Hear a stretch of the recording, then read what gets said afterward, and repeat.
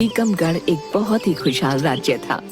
वहाँ के राजा मान सिंह बहुत ही अच्छे शासक थे। उनकी प्रजा में सभी लोग बहुत खुशहाल जिंदगी जी रहे थे। राजा मान सिंह के राज्य में सभी लोग बहुत प्यार और शांति का जीवन व्यतीत कर रहे थे। वहाँ पर तरह तरह के काम करने वाले लोग मिलजुल कर रहते थे, परंतु वहाँ मुख्य कार्य खेती बाड़ी का था। राजा मानसिंह के राज्य में कभी कोई लड़ाई झगड़ा नहीं होता और ना ही कोई चोरी चकारी। यदि कभी कोई झगड़ा हो भी तो वह राजा के दरबार में आकर सुलझा लिया जाता था। इस तरह वहाँ के लोगों का जीवन बहुत ही शांतिमय तरीके से बीत रहा था। उसी राज्य में दीपक नाम का एक युवक रहता था। दीपक बहुत ही समझदार और होनहार लड़का था। उसके पिताजी वहीं पर स्कूल में टीचर थे। पूरे राज्य में दीपक और उसके पिता सबसे ज्यादा पढ़े लिखे थे, इसलिए सभी लोग उनका बहुत सम्मान करते थे। दीपक पढ़ा लिखा होने के साथ साथ काफी बुद्धिमान और होशियार भी था। टीकमगढ़ राज्य में एक दिन एक साधु बाबा आते हैं और भीड़ भाड़ से दूर जंगल की तरफ अपनी कुटिया बनाकर रहने लगते हैं। राज्य में ये बात जल्द ही फैल जाती है कि वहाँ पर कोई साधु बाबा आए हुए हैं जो कि बहुत दूर हिमालय से साधना करके आए हैं। गांव के लोग उनके बारे में बातें करने लगते हैं। अरे भाई, सुना है अपने राज्य में कोई नए साधु बाबा आए हैं जो बहुत सिद्धि प्राप्त किए हुए हैं। हाँ, मैंने भी उनके चर्चे सुने भाई। कल ही कोई व्यक्ति चौपाल पर बता रहा था कि वो बहुत पहुँचे हुए बाबा हैं। उन्होंने हिमालय पर काफी समय तक साधना किया भाई। वो किसी भी राज्य या गांव में थोड़े दिनों के लिए ठहरते हैं और फिर आगे चले जाते हैं। वो जिस जिस जगह पर रहकर आए हैं ना, वहाँ पर उन्होंने लोगों का बहुत कल्याण किया है भाई। वो साधु बाबा लोगों के दुख दूर कर देते हैं। गांव के लोग सोचने लगते हैं कि क्यों ना चलकर साधु बाबा का आशीर्वाद लिया जाए।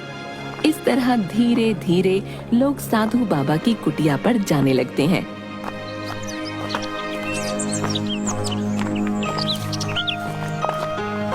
और वहाँ धीरे धीरे भीड़ बढ़ने लगती है। बाबा कुछ बोलते नहीं थे, वह केवल ध्यान में बैठे रहते थे और उनके साथ उनका एक शिष्य था जो लोगों की परेशानियां साधु बाबा को बताता और सभी लोगों को प्रसाद बांटता। बाबा, मैं बहुत परेशान हूँ। मेरी बीवी बहुत सालों से बीमार है, वो चल फिर भी नहीं सकती। आप उसके लिए प्रसाद दे दें ताकि वो ठीक हो जाए।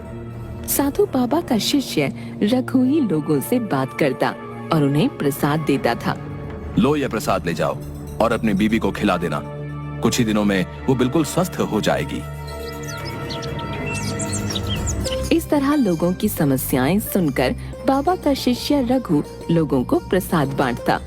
कुछ लोगों की समस्याएं बाबा के आशीर्वाद से खत्म भी हो गईं। इस वजह से उस राज्य के लोगों का विश्वास साधु बाबा में बढ़ने लगा और देखते ही देखते कुछ ही दिनों में वहाँ अच्छी खासी भीड़ लगने लगी। दीपक ने भी उस साधु बाबा के चर्चे सुने और अपने पिताजी से कहने लगा, पिताजी, क्या आपने सुना है हमारे राज्य में एक साधु बाबा आए हैं। यहाँ के लोग उन पर काफी आस्था दिखा रहे हैं, पर मैं ये सब नहीं मानता। देखो बेटा, ये तो गांव वालों की आस्था की बात है। अब लोगों को साधु बाबा पर विश्वास हो गया है तो वो लोग अपना दुख दर्द सुनाने वहाँ जाते हैं।